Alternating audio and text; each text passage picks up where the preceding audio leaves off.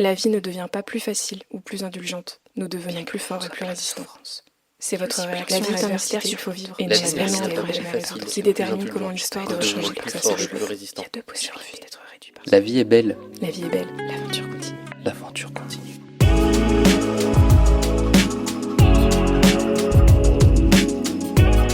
Bienvenue dans Histoire Kintsugi. Je suis Thibaut et je vous invite à un voyage extraordinaire là où les brisures deviennent des forces. Tout commence pour moi en 2003. J'ai 12 ans et mon père décède devant moi. Mais aujourd'hui, j'ai des phrases comme l'aventure continue ou la vie est belle tatouées sur le corps. Parce que c'est ça la vie. Il y a des hauts et des bas. Et un mercredi sur deux, je vous propose de partir à la rencontre de toutes ces personnes qui ont dû faire face aux difficultés de la vie. Elles acceptent de nous partager leur vécu pour donner un message d'espoir et inspirer ceux qui en ont besoin. En fait, ici, on parle de la vraie vie. Juste un petit rappel avant de passer à la discussion. Les récits qu'on partage ici peuvent toucher des cordes sensibles. Si jamais ça devient un petit peu trop lourd, faites une pause et parlez-en autour de vous si besoin. Si vous aimez ces discussions, je vous invite à mettre une note de 5 étoiles et à les partager autour de vous pour qu'ensemble, on donne inspiration et courage au plus grand nombre.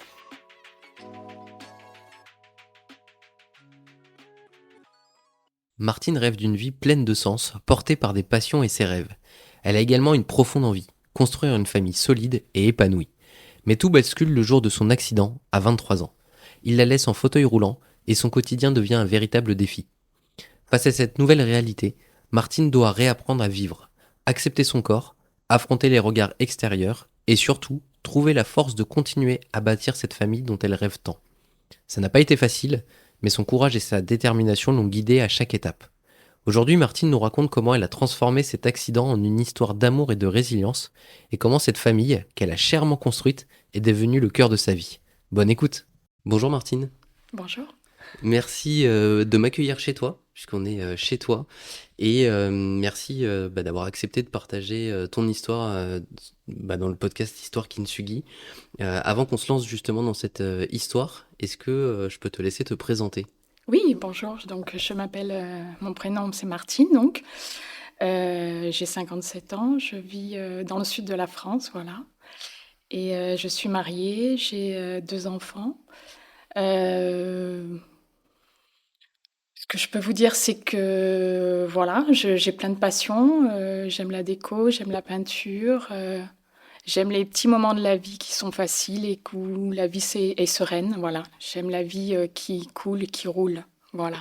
Ok, c'est joliment dit. Et je pense qu'on reviendra sur ça avec l'histoire, j'imagine. Comme tu le sais, je demande à chaque fois à mes invités de préparer un objet. On vient d'en parler, et toi, c'est pas un objet en tant que tel, mais est-ce que tu peux me dire ce que tu as choisi ? Oui, alors j'ai choisi une photo, tout simplement une photo de ma famille, c'est-à-dire une photo où on voit mon mari et mes enfants, donc mon mari Fred et mes enfants Victor et Maë. Donc Victor qui a 29 ans et Maëlys qui a 24 ans. Voilà, Ok. une simple photo de famille. Et pourquoi cette photo ?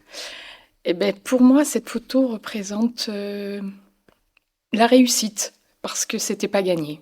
Ok. Voilà, Ok. voilà. Bon, j'aurais 1000 questions à te poser, mais je pense qu'on va tout de suite rentrer dans ton histoire, parce qu'on va comprendre pourquoi tu nous parles de réussite et de c'était pas gagné. Je te laisse la main, Martine, Oui. pour nous parler de tout ça. Oui, bah écoutez, je vais essayer de vous parler de ce petit bout de vie qui a été un peu compliqué pour moi. Voilà, tout démarre il y a bien longtemps. Voilà, une rencontre avec Frédéric, j'avais 18 ans, tout se passe bien, les études, après le travail, après la maison, après le mariage. Et puis un jour, un accident, c'est-à-dire que le 1er mars 1991, voilà, je sors de chez moi pour aller faire des courses. Et donc, quand je passe pour sortir du lotissement, parce qu'on avait construit une petite maison dans un lotissement, quand je sors le portail, je vois un petit garçon, le fils d'une dame qui vivait aussi dans ce lotissement, qui était accroché à ce portail. Et je m'inquiétais pour lui. Je trouvais que c'était dangereux à son âge d'être accroché sur ce portail. Donc, je descends de la voiture et je vais dire à sa maman que ça serait bien que son petit ne reste pas sur le portail, c'est dangereux. loin de moi l'idée que en passant, ce portail allait tomber sur moi. Donc voilà, je passe. Le portail tombe. Et comme le portail, les vantaux étaient très très lourds, un ventail faisait à peu près 300 kilos, donc il m'a écrasée. Voilà, donc très rapidement, j'ai vu que ça serait compliqué. Donc les pompiers sont venus. Voilà, j'ai été transférée à l'hôpital et aux urgences. Voilà, premier contact, un urgentiste qui me regarde, qui me déshabille et qui me dit très rapidement, quoi, qui me dit pas, qui dit aux autres, ça va être compliqué, elle est foutue. Donc ça, c'était des mots qui sont restés dans ma mémoire et j'avais du mal à comprendre ce qui se passait. Et tu as entendu ces mots? Oui, ouais, C'est ouais. c'est incroyable. Et après, j'étais vraiment dans un brouhaha parce que c'était compliqué. J'étais comme, je pense qu'il m'avait donné des médocs pour soulager la douleur, tout ça, mais ces mots sont restés vraiment là, ancrés en moi. Et voilà, après opération, rééducation. Donc voilà, je suis paraplégique, je dirais avec heureusement incomplète parce que j'ai quand même cette chance-là, ce qui fait que ça me permet, malgré une vie en fauteuil roulant, ça me permet dans le quotidien d'avoir plus de facilité peut-être à faire certaines choses. Voilà. Alors, Voilà. est-ce que tu peux préciser ce que ça veut dire paraplégique incomplète? Alors, incomplète, c'est-à-dire que au niveau des jambes, je ne peux pas du tout marcher, je vis vraiment en fauteuil, mais j'ai gardé des abdominaux, une certaine motricité, ce qui fait que dans la vie de tous les jours, pour faire les transferts, pour faire certaines choses, c'est quand même plus facile. D'accord. Voilà. Ok. Voilà. Euh, si on revient sur le moment de l'accident, Mhm. donc le portail tombe, Oui, tu nous dis que tu es écrasé, oui. tu perds connaissance, Non, je perds pas connaissance. Je suis très lucide sur mon état. Je sens bien qu'il y a quelque chose de grave. D'ailleurs, les pompiers auraient dû faire venir l'hélicoptère parce que ils ont mis très très longtemps en camion à aller jusqu'à l'hôpital de Lyon parce que j'étais pas transportable en fin de compte. Voilà. Ok. D'ailleurs, Fred me disait, il est arrivé avant moi à l'hôpital. Voilà, Ah ouais. lui, il a été prévenu, il est arrivé bien avant moi. Donc voilà, oui, au départ, on se rendait peut-être pas compte de la gravité de la chose, voilà. Mais comme le portail était très lourd et que, en plus, il y a eu un problème de fabrication, c'est-à-dire que ce portail était neuf, donc ça veut dire qu'il a mal été scellé. Mhm. Et en plus, l'automatisme marchait toujours, c'est-à-dire que il continuait à me broyer au sol, voilà. Donc c'était un peu compliqué, voilà. Ah oui, ok. Ok, donc les pompiers viennent te chercher, Voilà. l'hôpital, cet urgentiste qui nous donne cette Cette phrase. information. Ouais. Et Ouais. c'est quoi la suite après à l'hôpital justement Ah, ben, c'est des deux grosses interventions, quoi. Surtout, une grosse intervention où on va chercher des fragments dans la dure mer pour essayer de pas faire trop de dégâts au niveau de la moelle épinière, mais les dégâts sont déjà faits puisque j'ai eu l'accident à 14 heures et je suis opérée à minuit. Plus le temps est important, plus la lésion laisse des séquelles. Voilà. D'accord. Et puis de toute façon, vu la gravité du choc, les séquelles, elles étaient là dans tous les cas. Mhm. Voilà. Mais du coup, au moment, enfin tous ces moments-là entre l'accident et l'hôpital, qu'est-ce qu'il y a dans ta tête à ce moment-là? Alors là, je me souviens pas beaucoup. Franchement, je dirais que non, je pense que les médicaments qu'ils m'ont donnés ont fait quand même leur effet de ce côté-là. Mhm. Et puis, je pense qu'on est bien fait, c'est-à-dire que le cerveau n'enregistre pas forcément ces moments-là. Mhm. Ouais, Voilà. ouais, ok. Donc opération, grosse opération. Opération, oui, une très grosse opération, voilà. Et puis après, quelques jours en réanimation, et après, on bascule forcément sur de la rééducation, Mhm. hein, voilà, donc centre de rééducation fonctionnelle dans la région lyonnaise.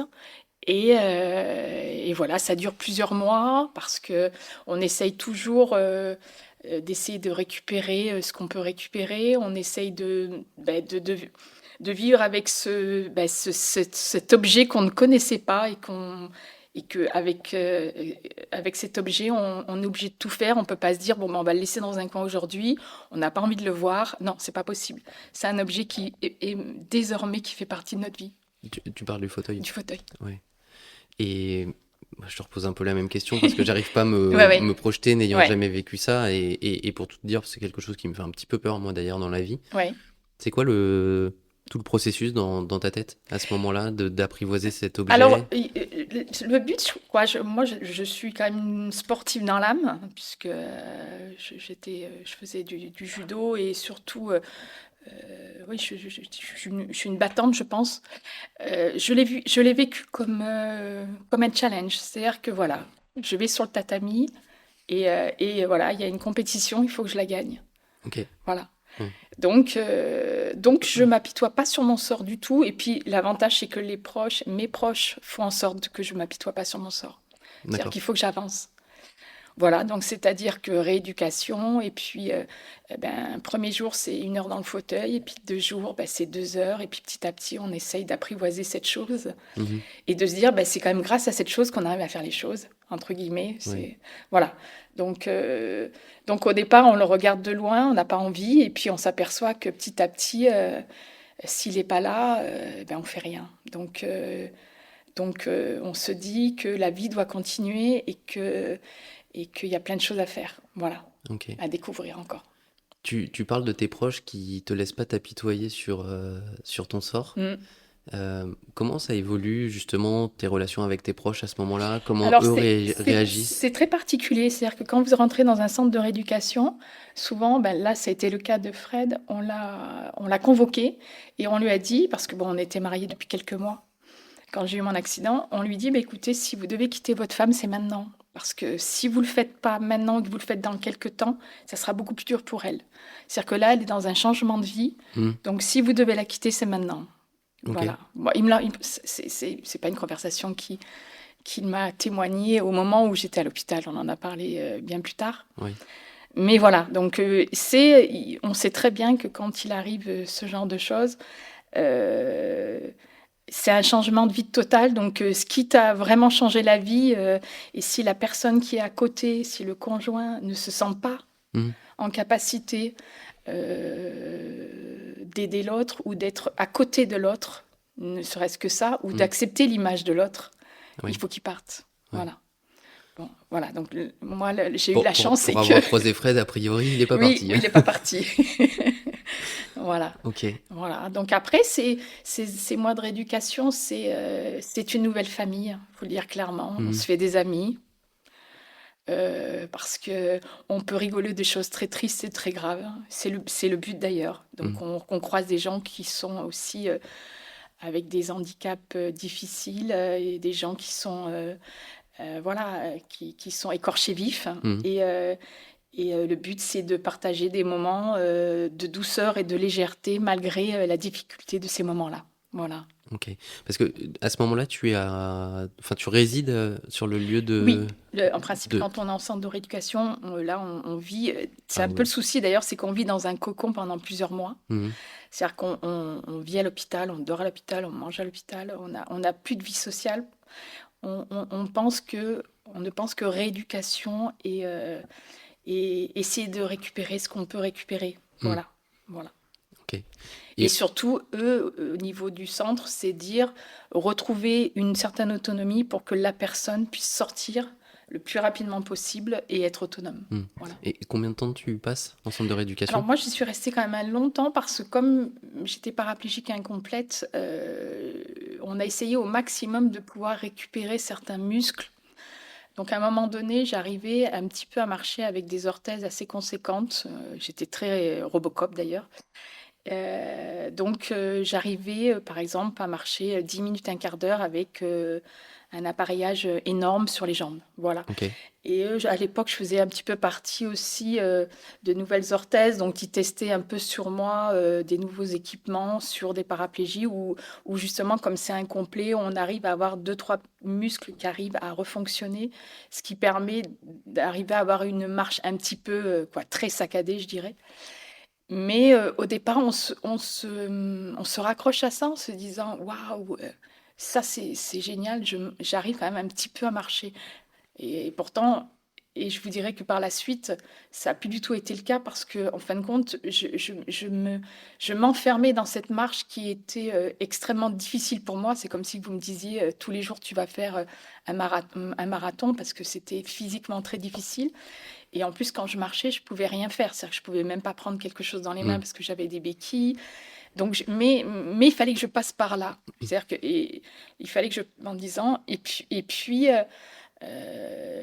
c'était aussi le fait de dire le fauteuil, je le vois un petit peu de loin. Ok.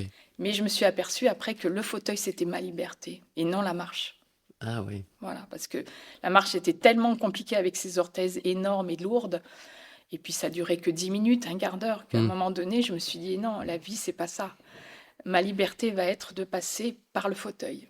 Ok. Et il y a un deuxième événement qui fait ça, c'est-à-dire que 4 ans après mon accident, quand je suis sortie de rééducation depuis longtemps, je suis restée à peu près 1 an en rééducation. Quand j'étais enceinte de Victor, on a eu peur que je tombe et que je perde Victor. Donc du coup, pour moi, et c'est pour ça que j'en parle un peu rapidement là, c'est parce que du coup, le fait que je sois enceinte et qu'il fallait plus que je marche pour être sûre de ne pas perdre Victor, parce que je voulais pas tomber et et faire une fausse couche, que du coup, à ce moment-là, j'ai pris le fauteuil et je ne l'ai jamais pu quitter. Ah oui, ok. Voilà. Ah oui.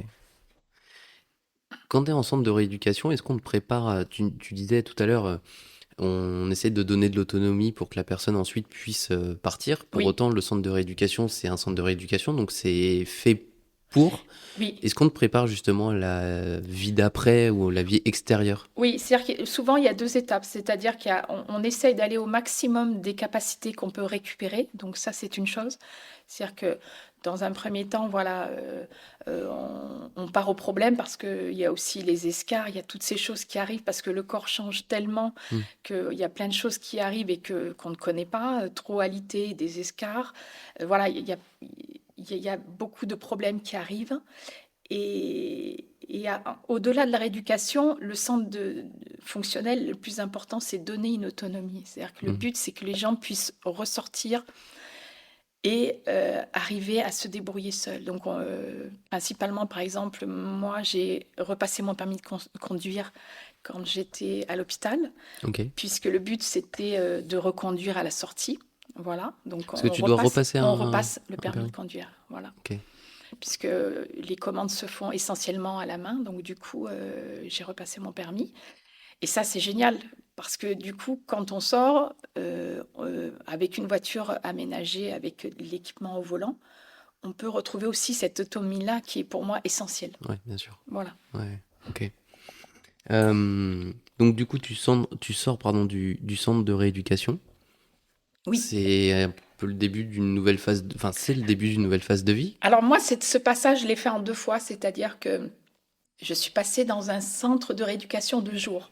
Ok. C'est-à-dire qu'après ce fameux centre où j'ai passé à peu près, je pense, 9 mois, je trouve un autre logement parce que la maison qu'on avait fait construire, bien sûr, n'était pas adaptée en fauteuil roulant. Donc on vend cette maison et en même temps, Fred trouve une location d'un petit appartement en rez-de-chaussée. Ok. Et le but, là, c'est que je rentre à la maison le soir, mais la journée, je retourne quand même aussi dans un autre centre de rééducation où je continue quand même voilà, à trouver cette autonomie. Ok, Voilà. donc ça s'est fait plutôt en 2 temps. En du 2 coup, temps, exactement. Et après quelques mois de rééducation de jour, voilà, j'ai quitté définitivement l'hôpital. Voilà. D'accord. Et comment ça se passe après la vie justement? Alors la vie après, c'est un peu compliqué parce que on sait plus faire à manger. Il faut qu'on reprenne le courant de la vie, c'est-à-dire que en fauteuil, il faut se débrouiller, donc faire les transferts, pouvoir partir en voiture, être à la maison, pouvoir porter les choses en fauteuil roulant, faire à manger. Voilà, donc ça prend du temps. Donc les journées sont vite remplies de choses essentielles, je dirais. Quand on arrive déjà à se lever, à se laver, à s'habiller, à faire à manger, voilà, à prendre sa voiture, à faire ses transferts de fauteuil, et la journée est remplie et on est bien fatigué. Ouais. Voilà, C'est ça c'est les débuts. ton côté battante dont tu parlais tout à l'heure a été mise à rude épreuve, j'imagine, dans ces moments-là? Oui, mais je dirais que j'ai jamais été seule. Mhm. C'est-à-dire que quand je suis rentrée, il y avait Fred qui était à la maison. Donc j'ai toujours eu le but de faire les choses, pas que pour moi, mais aussi pour les autres. Donc ça, Ouais. pour moi, c'était essentiel. Alors ça, c'est un sujet qui m'intéresse. On en a un petit peu parlé lors de la préparation, mais donc enfin, ton accident est arrivé, tu étais marié. Enfin, comment ont évolué les rapports avec Fred, qui a aussi dû du coup s'adapter d'une certaine manière à la situation? Enfin, quel type de discussion vous avez pu avoir pour apprivoiser ce changement? Alors je pense que, alors on est très pudiques tous les deux. Lui, au départ, c'est évident que Fred a eu quand même un rôle d'infirmier plutôt que de mari. Donc ça, c'était un cap un cap essentiel. Malheureusement, on était obligé de passer par là. Et puis petit à petit, quand je suis rentrée définitivement à la maison, j'ai repris mon rôle de femme Mhm. et je me suis adaptée à cette nouvelle vie. Et du coup, lui a pu retrouver son rôle de mari, je Ok, dirais. ok. Voilà. Et vraiment complètement enlevé ce rôle d'infirmier que je ne voulais pas du tout garder à la maison. Ouais, je comprends. Et Voilà. ça a pris combien de temps Ça n'a pas pris longtemps. Non, à la maison, ça n'a pas pris longtemps. Mais ce qu'il faut se dire, c'est qu'entre l'année pratiquement de rééducation plus la rééducation en hôpital de jour, Fred, il est resté quand même pratiquement un an et demi seul. Ah oui, oui, oui. Voilà. Ouais. Donc il venait bien sûr tous les jours me voir. Le week-end, j'allais à l'appartement. Mais lui, il a vécu quand même longtemps seul. Hmm. Voilà. Donc on s'est pas posé de questions, hein. On a repris le cours de notre vie et j'ai repris petit à petit ma place. Ok. Voilà. De mémoire, tu étais directrice marketing? Pas directrice, j'ai une Enfin, formation de marketing et commercial. Voilà. ok, Et donc, je m'occupais d'une branche de reprographie. ok. Voilà. Et donc, bien sûr, quand on a ce genre d'accident, on a l'impression on est capable de rien. Hmm. C'est-à-dire que quand on sort, on se dit on ne pourra plus travailler. Bien sûr, on ne pourra pas avoir d'enfants parce que c'est trop compliqué ou parce que je n'ai pas les capacités physiques de m'en occuper. Voilà. Pour moi, j'avais mis de côté tout ça. Voilà. Hmm. Donc, le but, vraiment, c'est que quand on sort de ce genre d'handicap, je dirais, parce que même si on y reste, je n'en ai pas sorti, mais pour moi, le plus important, c'était l'autonomie. Donc l'autonomie et surtout de ne pas être une charge pour mes proches. Ouais, Donc j'ai tout fait pour ne pas être une charge. Ça, c'était primordial pour moi. ok. Voilà. Et quels sont les moyens que tu as trouvés, justement, Et pour alors pas les être cette moyens, charge? c'est uniquement soi. C'est Mhm. ce qu'on a dans la tête, ce qu'on est capable. Parce qu'on est capable de tout, hein. On croit qu'on est capable. Il y a des choses, on se dit, c'est pas possible, on ne pourra pas les faire, mais pas du tout. Du moment où on a la volonté de le faire, on mettra peut-être un peu plus de temps ou un peu plus de fatigue ou un peu plus de... Mais dans tous les cas, on y arrive. En tout cas, pour ma part, je parle pour moi. C'est-à-dire, même si des fois je peux m'énerver parce que je fais tomber quelque chose ou je peux même tomber du fauteuil parce que j'ai fait quelque chose qui était un peu trop compliqué et que du coup je me retrouve par terre, ben, il faut mieux en rigoler et puis remonter sur son fauteuil et puis passer à autre chose. Voilà. Ok. Bon, j'ai 1000 questions, hein, donc il va falloir que j'arrive à les organiser un petit peu. Mais tu viens d'évoquer le fait que tu t'es posé des questions sur la construction d'une famille, d'avoir des enfants. Oui, Je suis obligé de faire le lien avec l'objet que tu as choisi, qui est une photo oui. de famille. A priori, tu as réussi à répondre à ces questions. Mm. J'imagine que ça n'a pas été simple. Est-ce que tu peux nous parler un petit peu de ce côté-là? Alors, ce qui se passe, c'est que quand on a un accident comme ça, bon, avec euh, euh, des responsabilités, parce que forcément, le portail, il n'est pas tombé par hasard, hein, c'est parce qu'il y a malfaçon. Mhm. Donc, on passe par un procès. Et ça, c'est très long, c'est très douloureux de passer par ce genre de choses avec des expertises qui sont compliquées. Donc, ça, il a fallu mettre ça de côté et que ça soit terminé de ce côté-là pour Mhm. dire, bon, de toute façon, ça c'est terminé, on n'en parle plus et on veut surtout reconstruire une vie. Et au départ, la vie se faisait à deux et petit à petit, mais vraiment très très naturellement, euh, on a conçu Victor, bon après d'une façon complètement naturelle. Et il est arrivé avec moi beaucoup de questionnements parce que bien sûr j'avais sûrement peur de ne pas arriver à faire les choses. Oui. Mais à la fois, quand on est mère assise debout, je dirais que ça change pas grand-chose. J'ai été une mère pour mes enfants. Voilà. Mm. Et je m'occupais d'eux. Voilà, j'ai accouché normalement. J'ai eu la chance. Voilà, parce que comme je suis paraplégique incomplète, j'ai quand même tout ce qui est abdominaux. Donc, j'ai eu la chance de pouvoir accoucher normalement. Ok. Voilà. Ok. C'était une crainte Oui, le gynécologue qui me suivait était très anxieux par rapport à la naissance de Victor. Donc, on a programmé l'accouchement pour être sûr, parce que apparemment, quand on a un problème comme le mien, quand on accouche, on peut faire la tension peut monter, on peut faire une embolie. Et donc, du coup, il était très très anxieux de ce côté-là. Il essayait pas trop de me communiquer son anxiété. Mais il m'expliquait que je ne pouvais pas accoucher, entre guillemets, si j'ai des contractions, arriver à l'hôpital et qu'on me prenne en charge. Il me dit non, non, il faut que tout le monde soit là, soit à ton écoute. Donc on va programmer cet accouchement pour que ça se passe du mieux possible. D'accord. Voilà. Et donc du coup, on a programmé la naissance. On a essayé de faire une péridurale, mais comme bien sûr j'ai une compression de moelle, et ben, le produit n'a pas fait son effet. Donc, j'ai eu les douleurs des contractions. Mhm. Voilà. Et puis, tout s'est super bien passé en quelques heures. Voilà. Ok. Je crois qu'on avait évoqué dans la préparation, et puis on en a reparlé juste avant de lancer l'enregistrement, que tu as fait beaucoup de déménagements. Oui. Il me semblait que tu m'avais dit que tu avais déménagé aussi pour un peu mettre derrière ce côté accident et ainsi de suite. Oui, avec Fred, je sais pas, on a toujours eu l'impression que pour être heureux, on devait avancer. Et avancer, c'est-à-dire à chaque fois construire des lieux de vie, des lieux de... ça faisait partie de nos réussites, en fin de compte. On avait besoin de ça pour se sentir bien. Mhm. Voilà. Donc, du coup, on a réalisé beaucoup de déménagements. Après, on a eu aussi, quelques années après la naissance de Victor, donc quand Victor a eu 4 ans, on a envisagé un deuxième. Voilà, là, c'était un petit peu plus compliqué au départ parce que quand j'étais enceinte de Maëlys,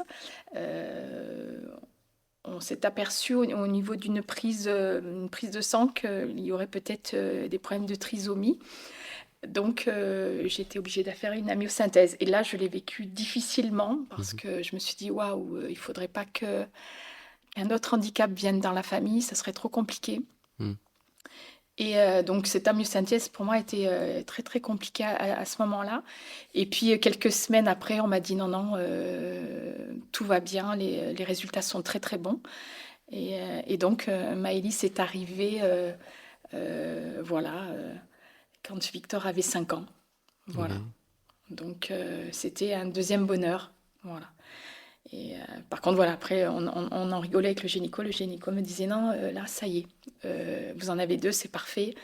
Je n'accepterai pas une troisième grossesse. Et je lui ai répondu, vous savez, je n'en aurais pas fait une troisième. Voilà, Ok. je sentais que par rapport à mes capacités physiques, il fallait que je m'arrête là. Mm. Voilà. Ça aurait été un souhait pour toi d'avoir... Du tout, Non, du tout. de Non, toute non. façon, Non, c'était non, pas... non, non, c'était pas du tout un souhait. Ok. Non, non, j'étais vraiment extrêmement heureuse de pouvoir avoir mes 2 enfants et de m'arrêter là parce que pour moi, c'était vraiment très, très bien. Ouais. J'étais comblée. Ok.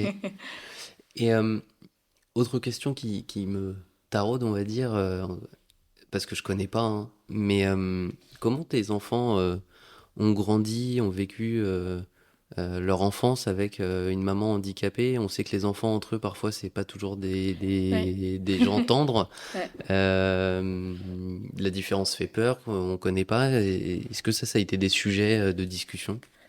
Alors, je crois que, alors déjà, du fait que mes enfants sont nés, j'étais déjà handicapée, j'étais pas voilà.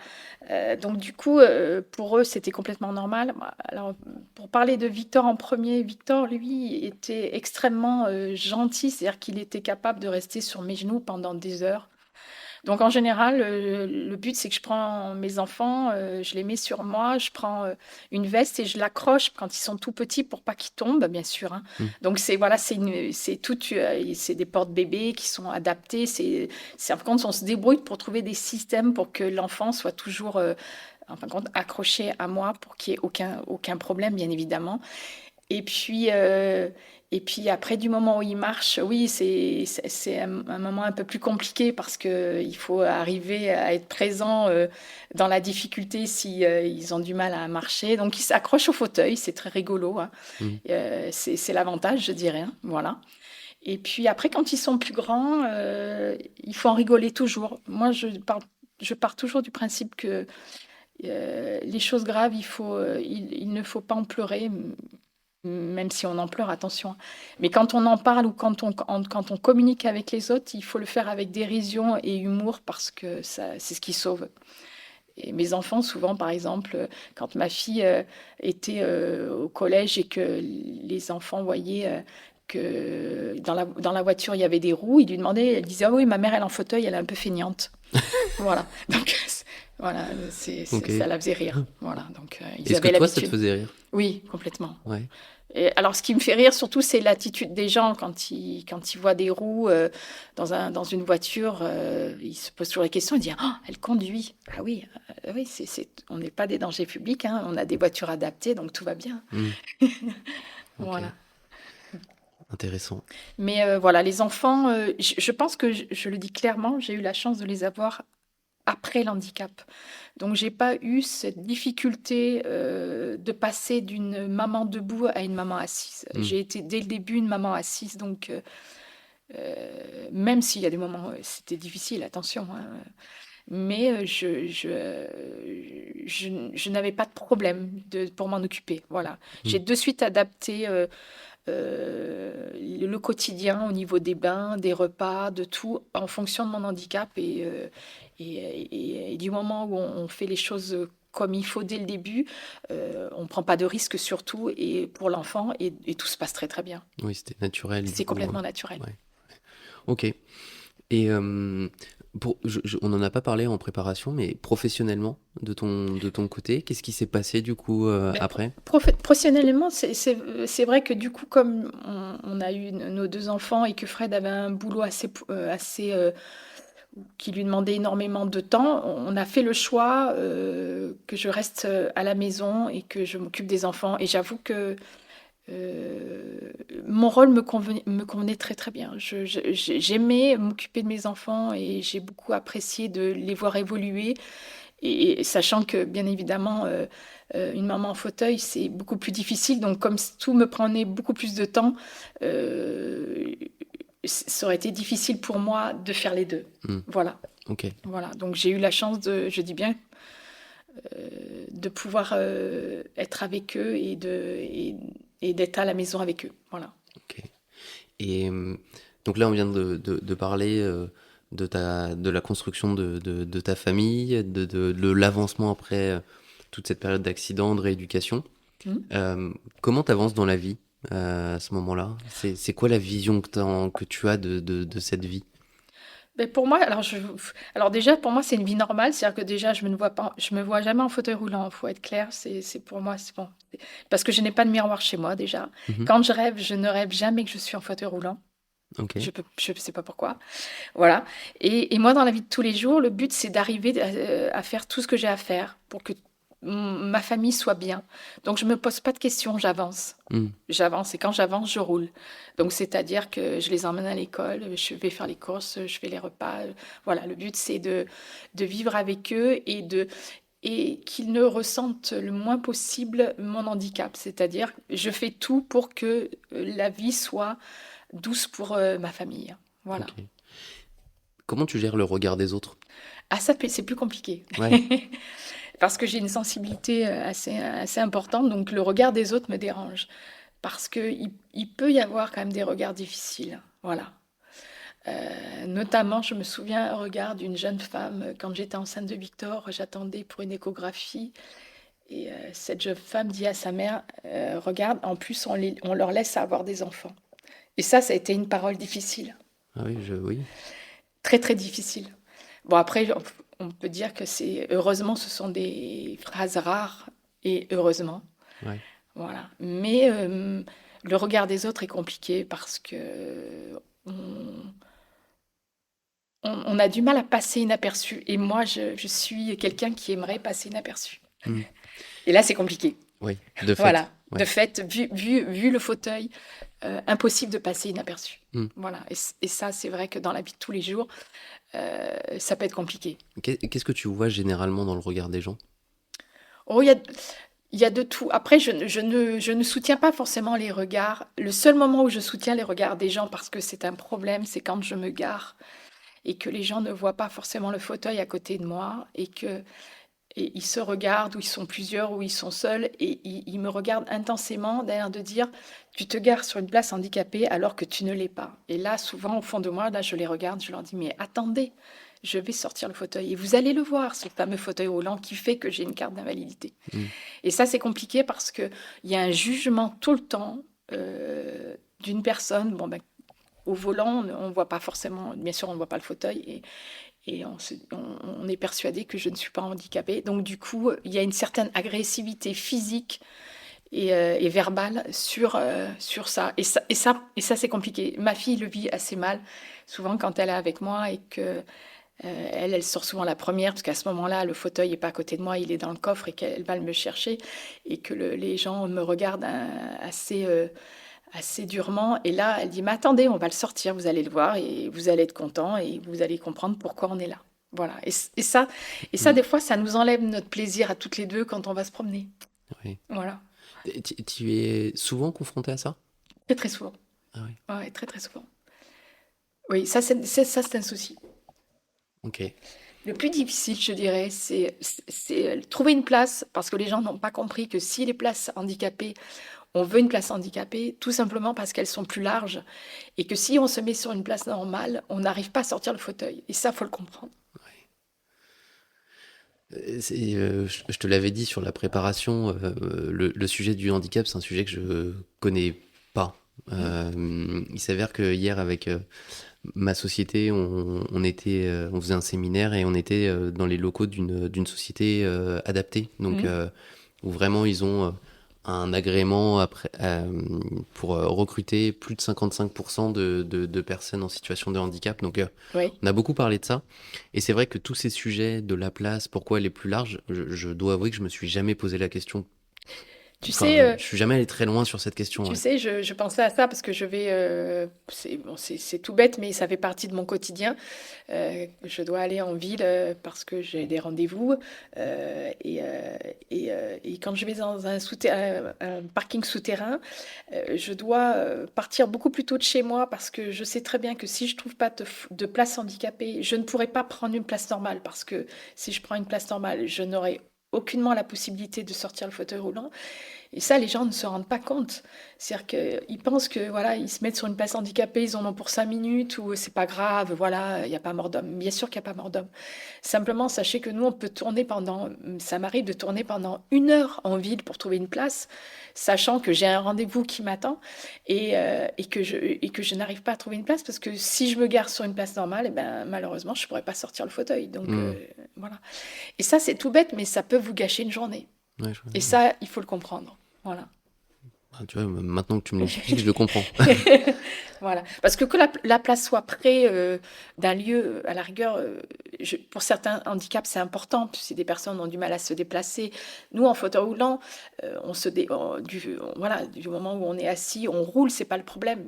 Mais c'est d'arriver à sortir ce fauteuil. Donc, si les places handicapées sont larges, c'est bien évidemment pour ça. Et ça, faut le comprendre. Il y a 2 choses qu'en France, c'est compliqué, je trouve. C'est les places handicapées et l'accessibilité, et principalement l'accessibilité des toilettes. Voilà. Ça, c'est 2 choses très importantes parce que ça fait partie du quotidien. Oui. Voilà.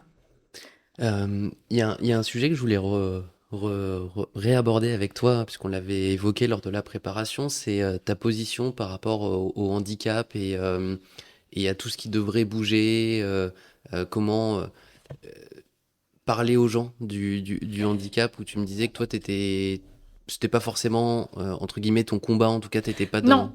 je suis pas dedans parce que il y a des gens qui le font très très bien. Moi, mon combat, c'était d'avoir une famille et et de malgré cet handicap arriver à être heureuse. Ça, c'était mon combat. Hmm. Voilà.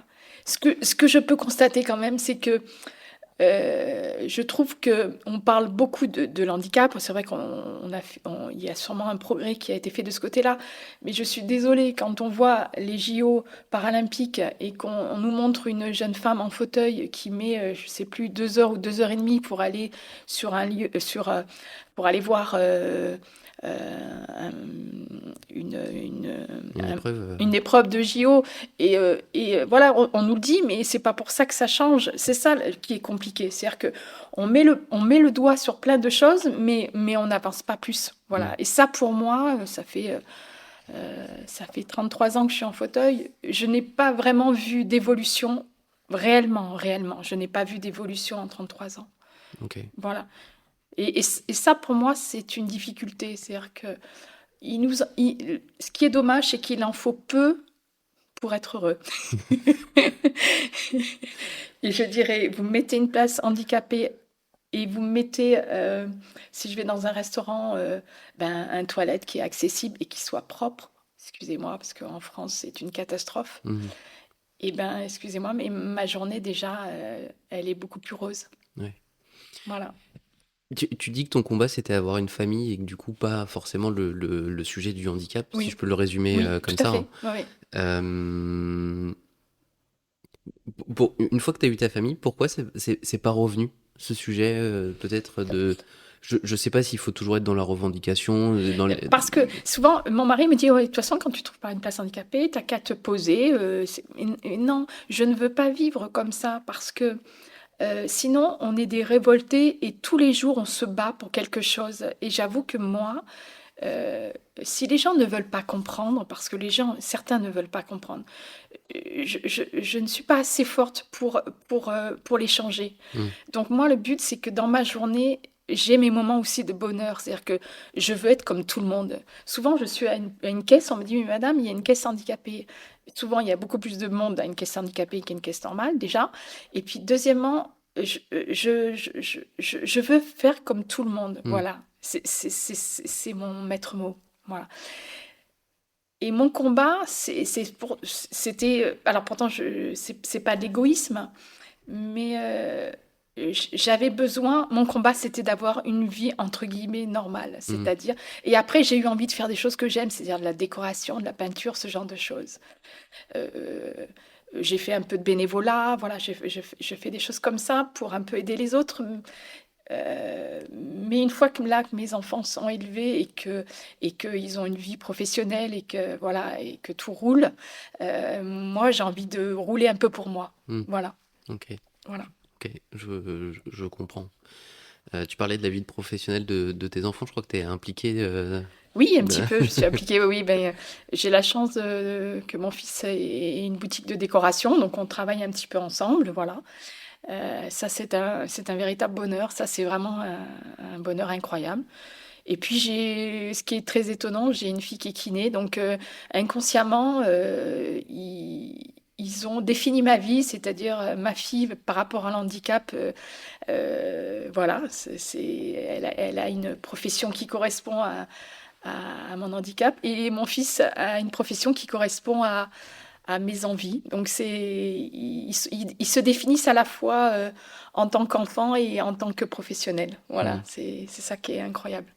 C'est vrai que c'est marrant ces choix qu'ils ont C'est fait exactement ces choix qu'ils ont fait. par rapport à... Bon, certainement issus de qui tu es, Oui, comme tu oui, dis, inconsciemment, inconsciemment, mais oui, il y a tout à peut-être fait. quelque chose. Mm, mm. Sur l'aspect revendication, il me semblait que tu m'avais dit que Fred, lui, était peut-être des fois un peu plus dans la revendication, où il y a des choses qui l'avaient plus énervé que Oui, toi-même, tu tout à prenais des fait. choses avec plus de philosophie. Oui, mais je comprends que, ou des amis, hein, quand des fois ils me disent non, non, mais là, attends, ça, on va pas laisser passer, Martine, on va faire quelque chose.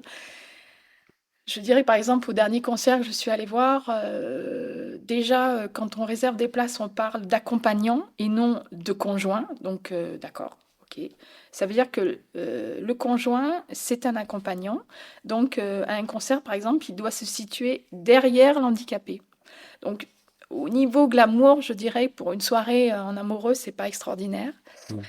Voilà. Et puis, à un moment donné, ben, on regarde un spectacle et puis ben, tous les gens, ce que je conçois tout à fait, ils s'éclatent. Donc, ils se mettent tous debout parce qu'ils ont envie de profiter de cette soirée de concert. Et puis, vous, comme vous êtes assis et que vous ne pouvez pas vous lever, et ben, vous ne voyez plus rien du concert. Et ça peut durer une demi-heure. Il ne faut pas en vouloir aux gens, parce que ben, les gens, c'est normal, ils ont payé leur place, ils profitent, ils se mettent tous debout. Où j'en veux, c'est aux organisateurs, c'est-à-dire que ils n'ont pas pensé jusqu'au bout. C'est-à-dire que, ok, il y a des places handicapées, il y a voilà dans des stades voilà, mais simplement on nous met dans des positions où souvent la personne debout euh, on se sent diminué. Au lieu de nous mettre à un endroit où on sait que, par exemple, si les gens vont se mettre debout, il n'y aura pas de problème, nous, on continuera à voir le spectacle et tout va bien, Mhm. on nous met toujours dans une situation, je dirais, d'échec. Et ça, c'est compliqué. Ouais. Parce qu'on oublie, la démarche de l'handicap ne va pas jusqu'au bout à chaque fois. Mhm. On prend le problème, mais on ne l'amène pas à une finalité, je dirais, joyeuse. Voilà, on dirait qu'on s'est débarrassé. Ok, chaque sac de spectacle, il faut des places handicapées. Voilà, on les met là, paf, basta, on n'en parle plus, tout va bien. On ne peut pas nous dire qu'on n'a pas fait les choses comme il faut. Pensez que nous aussi, on a envie, on paye nos places, on a envie de profiter d'un moment aussi de partage. Et malheureusement, c'est des fois des moments qui ne sont pas des moments agréables. Mm. Voilà. Et c'est dommage. Ouais, Voilà. bien sûr. Bien sûr. Pareil, ça c'est un sujet, enfin c'est un problème auquel moi, personne valide, je me suis jamais posé la question, effectivement. Là, je vois ce concert, même les gens se retournaient, ils me disaient excusez-nous. J'ai dit non, vous n'avez pas à vous excuser, vous profitez de la soirée et c'est très très bien. C'est aux organisateurs que j'en veux. Mhm. Les places sont mal placées, ne sont pas au bon endroit. Donc du coup, euh, il y a toujours une amertume et du coup, c'est ce que je reproche. C'est déjà difficile et on nous met dans des positions difficiles. Et c'est là où je trouve que c'est dommage. Et c'est pour ça que moi, je ne revendique pas, parce que sinon, tous les jours, j'aurais quelque chose à dire. Mhm. Et du coup, j'ai besoin d'une vie beaucoup plus sereine et beaucoup plus simple, parce que sinon, on s'endort tous les soirs avec la boule au ventre. Et Ouais. c'est pas le but. Tu fais plutôt ça pour te protéger. Je me protège. Ouais. Ouais. On en parlait pareil juste avant de lancer l'enregistrement, mais il y a une inscription sur ton t-shirt aujourd'hui qui faisait écho à l'intro de ce podcast, à un tatouage que j'ai. C'est écrit La vie est belle. Mm. Comment tu vois ta vie aujourd'hui? Ah mais la vie, elle est extrêmement belle. Regarde, je te reçois chez moi, je sais pas, mais moi c'est mon petit cocon. Mhm. J'adore ma maison, c'est super important parce que ce qu'il faut dire, c'est que dans ma maison, je n'ai pas le regard des autres et ça c'est très très important. Mhm. Je suis protégée, voilà, je peux recevoir ma famille, mes amis sans difficulté et ça c'est un vrai bonheur. Voilà, et puis surtout, la vie est belle parce que la vie, on en fait ce qu'on veut bien en faire. C'est-à-dire qu'il faut se donner les moyens, debout, assis, dans n'importe quelle position. Si on se donne les moyens, on arrive à certains choix et c'est là ce qui est important. Voilà, donc oui, on peut dire que je suis heureuse parce que j'ai essayé de faire de ma vie euh, euh, quelque chose comment dire, de gratifiant, Mhm. de serein et surtout souvent, c'est ce que les gens me disent. De toute façon, on oublie ton handicap. Alors, je dis pas qu'il faut l'oublier, hein, attention, mais le but, c'est ça, c'est que je veux que quand les gens me côtoient et vivent avec moi, euh, ils, ils arrivent à partager des moments comme avec n'importe qui. Et ça, c'est le plus important. Je comprends. Euh, Ton accident, c'était il y a 33 ans. Oui, c'est ça. Euh, Aujourd'hui, 33 ans plus tard, quel regard tu portes sur cet accident? Ah ben, je dirais les 2 années très très compliquées, ça c'est évident, ça c'est incroyable. Et après, par contre, alors c'est bizarre parce que ça me vient là. Par exemple, la dernière fois, je vois un monsieur en fauteuil et je voyais qu'il galérait. J'étais là, le pauvre, et j'avais envie d'aller l'aider. Et je me regarde, je dis, mais couillonne, tu es dans le même état. Mais voilà, ça j'en rigole, mais à la fois, j'ai besoin de ça. J'ai Hmm. besoin de ça. C'est-à-dire que euh, je veux toujours avoir un regard positif. Voilà. Et forcément, maintenant, 33 ans après, euh, je ne je peux être que satisfaite du parcours, c'est-à-dire que malgré les difficultés, malgré le fait que ben, tant pis les talons, tant pis les robes, tant pis la danse, ça c'est très compliqué par contre de ne pas pouvoir danser. Mhm. C'était une passion que Mm. tu avais. Oui, mais la vie est belle, voilà. Euh, je t'avais prévenu que je sais pas si je te poserais cette question, mais vu ce qu'on est en train de se dire, j'ai envie de te la poser quand même. Mhm. Si aujourd'hui tu avais les moyens de prendre une autre vie et que ce jour-là le portail ne tombe pas, est-ce que tu prendrais le pari de cette vie-là ou est-ce que tu conserverais celle que tu as aujourd'hui? Alors je dirais que quand je me suis mariée jeune, on a fait construire notre maison très jeune, on était insouciants, on avait chacun un job, tout allait bien. C'est vrai que quand il arrive quelque chose comme ça, on se dit waouh, mais qu'est-ce qui se passe? Mais à la fois, quand on arrive à voir le parcours, tout ce qui a été fait, je ne regrette rien. C'est impossible de regretter ce que j'ai pu faire en 30 ans. Je ne regrette absolument rien.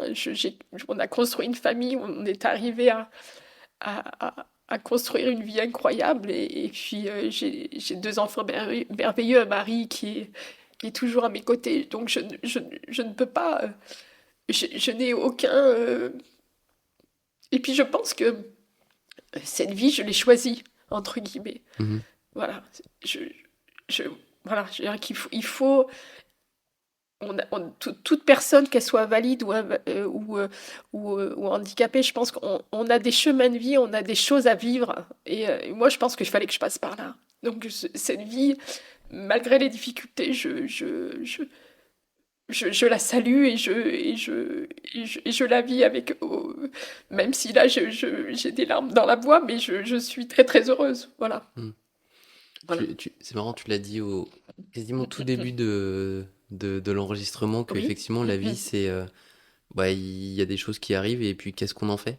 Là on arrive tu vois presque à ouais, 50 minutes d'enregistrement et tu viens de le dire en fait t'as pris ce qui t'est arrivé et puis bah, t'as voulu construire ta famille, tu t'es donné les moyens de aussi de vivre une vie le plus normale possible. Oui. Enfin, je trouve ça hyper inspirant, tu vois, parce que bon, toi, t'as pas eu le choix que de le faire, mais il y a plein de gens qui pourraient avoir ce choix-là et qui Mm, prennent mm. pas forcément les bonnes décisions, qui ne prennent pas les bonnes décisions, hein. Oui, après, je pense que c'est ça. Je pense qu'il y a un état d'esprit et comme je le disais déjà tout à l'heure, je pense que quand on est bien entouré et qu'on a de la positivité, c'est-à-dire que voilà, moi, mes proches m'ont jamais dit, oh la pauvre. Hmm. Non, non, non, on avance, on y arrive, il n'y a pas de problème, il y a toujours une solution, voilà. Et puis bon, je pense qu'il faut être battant. Et ça, oui, c'est important, franchement, voilà. Euh, mais oui, il y a plein de choses qui sont extraordinaires. Et puis, je ne suis pas un exemple, voilà, mais quand je vois des gens en paralympique qui sont capables de faire, qui sont avec des handicaps qui sont beaucoup plus lourds encore, voilà, je pense qu'on est capable de se dépasser et ça, c'est ça qui est formidable. Voilà. C'est ton passé de sportif qui parle là? Oui, oui, je pense que il faut savoir se battre. Alors, parce que gagner, c'est une chose, ça, on s'en fout. Mais se battre, c'est important. Voilà. Donc, il y a des moments où on n'a pas le choix. Et puis après, on n'a pas le choix au départ. Après, on a le choix de se battre, mais aussi de réaliser des choses agréables. Et c'est pour ça que je dis, je ne me suis pas battue pour cette cause parce que je me sentais l'énergie de me battre pour une famille et non pour une cause. Voilà. Ok. Voilà. Écoute Martine, merci pour ton partage. Merci à toi, Thibaut. Plein d'émotions. Mais bon, on savait que ça On le risquait savait. d'arriver. Et encore, je trouve que c'était juste sur la fin, ça a été. Ouais. Mais non, mais quelle histoire.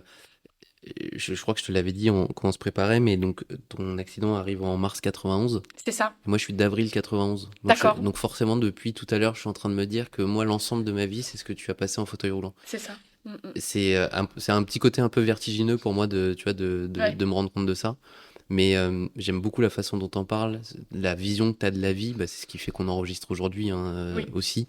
Mais voilà, vraiment merci pour ce partage de ton histoire. Et surtout, je crois que dans tous les handicaps sont complètement différents. Attention, hein, j'ai juste témoigné par rapport à ma vie et à mon handicap.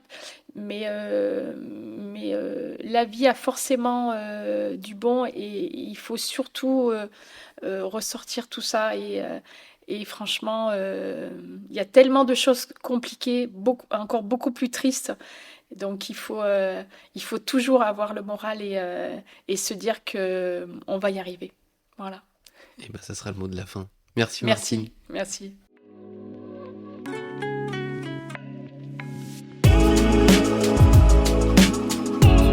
Merci d'avoir écouté cet épisode d'Histoire Kintsugi en entier. Si la discussion vous a plu, inscrivez-vous pour ne pas rater les prochaines histoires, partagez-la à 3 personnes autour de vous et mettez une note de 5 étoiles avec un commentaire pour m'aider à faire connaître ce podcast. Et puis si vous connaissez quelqu'un qui pourrait partager son histoire, vous pouvez m'écrire sur le compte Instagram du podcast, histoire_kintsugi, ou par mail à l'adresse thibaut@histoire-kintsugi.fr. Merci pour votre écoute, on se retrouve dans 2 semaines pour une nouvelle histoire.